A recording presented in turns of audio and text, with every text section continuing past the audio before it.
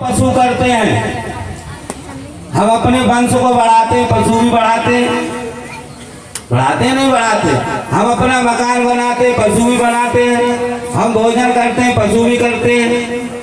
जो कार्य हम करते हैं वो सभी पशु करते हैं। केवल दो ही कार्य हैं, हरि का भजन और परमारथ। परमारथ नहीं कर पाते हैं पशु। तो हमारे दो कार्य जो है मुख्य ध्येय है, भगवान का भजन और परमारथ करना, दूसरे का भला करना। क्यों कि परहित सरिस धर्म नहीं भाई, और पर पीड़ा सम नहीं अधुमाई।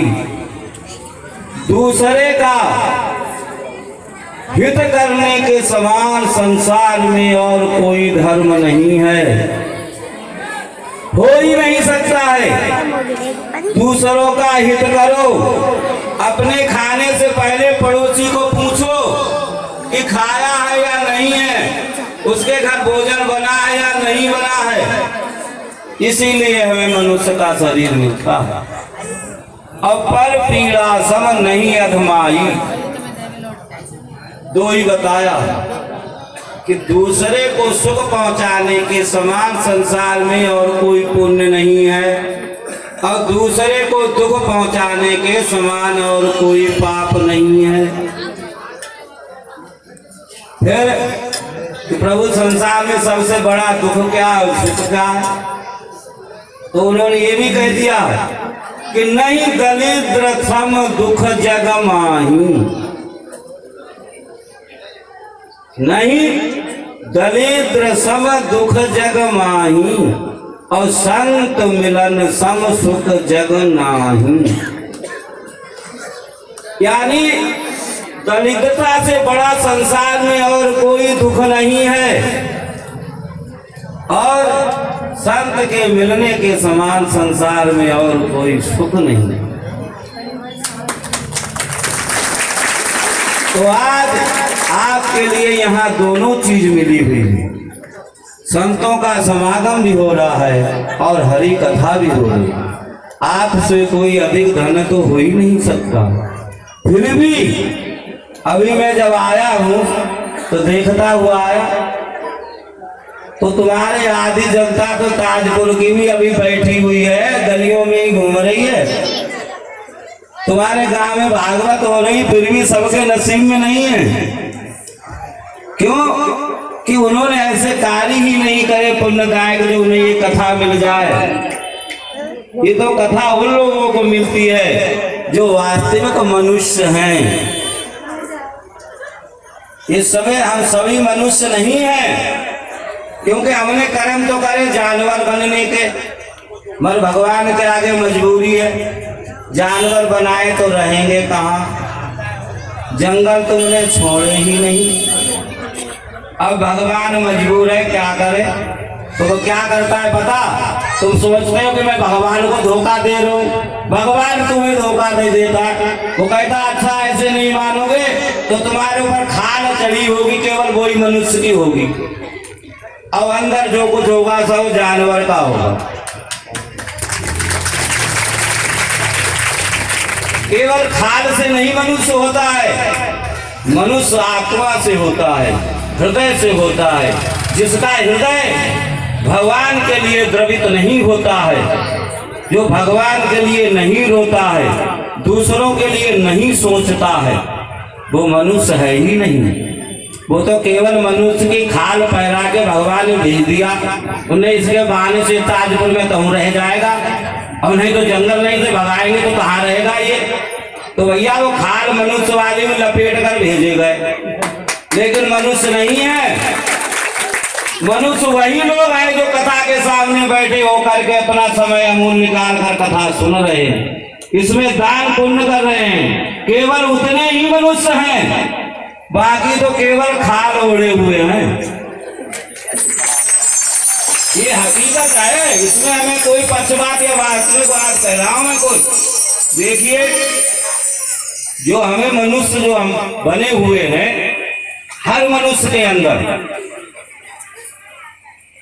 6 भाव होते हैं।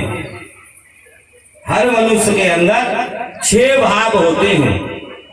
उन किसी भी 5 भाव से भगवत प्राप्ति की जा सकती है। एक भाव निकालना पड़ता है अपने अंदर से। जब तक वो एक भाव नहीं निकलेगा, अन्य 5 तुम्हारे अंदर प्रवेश नहीं करेंगे, तो उनका वो एक भाव नहीं निकल पाया। तो फिर 5 भाव अंदर आए तो कैसे आए? 5 भावों के आने पर ही हमारी बुद्धि जो है भगवान की तरफ द्रवित होती है, हमारा मन भगवान की कथा में लगता है। जब तक वो एक भाव नहीं निकलता है तब तक हमारी बुद्धि कहते हैं, बहुत से तो ये कह रहे हैं तो एक व्यापार बना लो, वही वहाँ लगाए दिए और वहाँ बहुत साल पे लगाए थे कथा, अभी यहाँ ताजपुर में लगाए थे, एक और तैयार कर दे, इनको तो व्यापार है। अब लोग क्या करोगे? भगवान का नाम लिया, ये तो कहीं नहीं रहेगा। अधिक से अधिक कथा हो रही है, कितने हम बड़े भाग्यशाली हैं, एक छोड़ करके एक सुनने को मिल रही है, नहीं कहा जा रहा उनसे। क्या कह रहे उन्हें तो व्यापार बनाए लो, यहाँ तो उठाओ तुम्हारा रख लेते, वहां तो उठाओ तुम्हारा रख लेते, बहुत से ऐसे भी हैं। लेकिन आप लोग अच्छा कर्म करना छोड़िए नहीं, जितनी भी कथा हो सके करवाइए, ज्यादा से ज्यादा सुनिए और उनका थोड़ा अपने मन में मनन कीजिए और उस पर अमल कीजिए। वास्तविक हमारा जो कार्य है वो यही है कि करते रहिए। और सुनाने को तो बहुत कुछ है, सुनाए हैं, मगर अब कथा चल रही है, समय थोड़ा कम होगा हमारे व्यास जी पे, क्योंकि आज लास्ट का दिन है? तो देखिए, हम तुम बच्चों के लिए जोड़ते हैं, लेकिन हम ये नहीं जानते ये हमारे बच्चे कौन हैं। बच्चे के लिए किसी प्रकार से धन एकत्र करना वाजिब नहीं है। क्यों? आपने पुरानी कहावत सुनी होगी कि पुत्र सपूत तो क्या धन संचय, पुत्र कपूत तो क्या धन संचय। पुत्र अगर सपूत है तो उसके लिए धन क्या इकट्ठा करना, स्वयं इकट्ठा कर लेगा। और पुत्र अगर कपूत है तो भी धन इकट्ठे करने से कोई फायदा नहीं है। मेरे सामने अनेक मर गए, उनके बच्चों ने सब मरियामेट कर दिया तो बेच के पी गए। अरे मैं तो देख रहा हूँ, उनका मरने की देर नहीं हुई, बच्चों को बेचने की देर नहीं हुई, तो वहां जो प्याज को गट्ठा खाए खाए को उनने जमीन खरीदी और उनके बच्चे ऐसे शराबी हो गए, सब बेच दे। क्या कर लिया तुमने इकट्ठा करके? अरे भगवान का भजन करते तो आज काम तो आता। इससे तो बढ़िया यही है, केवल उदर पूर्ति के लिए जितनी हमें जरूरत है उतना कार्य करिए, बाकी अधिक से अधिक समय भगवान नाम में निकालिए। हमारे पुत्र जो होते हैं वो हमारे ग्रंथों ने 4 प्रकार के बताए। शांति बना के सोरना मसाएं, बिल्कुल मौन हो गए। एक पुत्र जो होता है वो होता है ऋणानुबंध। जैसे कि हम किसी का ऋण खाकर मर जाते हैं, नहीं दे पाते या बेईमानी कर जाते हैं, तो क्या होता है फिर?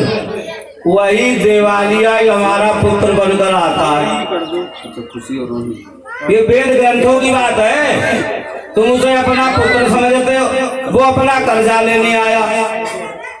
कितनी बड़ी भूल कि तुम उसे अपना पुत्र समझ रहे और वो अपना कर्जा अदा कर रहा है, क्योंकि वो ऋण में बनकर आया है तुम्हारा पुत्र होकर। और जिस दिन उसका लेना देना बराबर हो जाएगा, वह दिन जैसे आराम, या तो तुम ना या वो ना।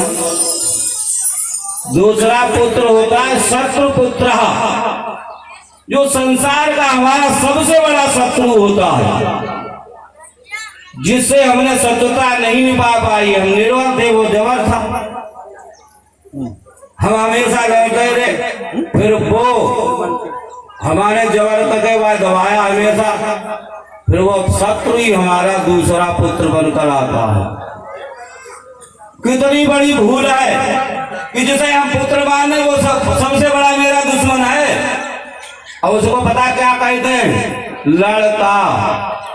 वो लड़ने के अलावा कुछ कार्य नहीं करता। सुबह शाम 8 याम लड़ाई ही लड़ाई करता। इसीलिए उसे कहते हैं लड़का। शराब के लिए लड़ेगा, लाओ पैसा। मोबाइल के लिए लड़ेगा, लाओ पैसा, चाहे बाप हो या न हो। वो तुमसे पैसा मांगेगा और तुमसे लड़ता ही रहेगा और तुमको दुखी करता रहेगा। और थोड़ा जबर हो जाए तो फिर डंडो शुरू कर दे कि वो तो दुश्मन आएगा, पर एवरेज निकाले वो कोई लड़का थोड़ी, वो दुश्मन है। तो दूसरा पुत्र जो होता है शत्रु पुत्र, जिनके लिए हम पूरे जीवन भर इकट्ठे करते रहते हैं। और तीसरा पता कौन होता है? तीसरा होता है उदासीन। बंद करो, रख दे। कौन को? उदासीन पुत्र पता कैसा होता है? उदासीन पुत्र ऐसा होता है कि पिता से लड़का भी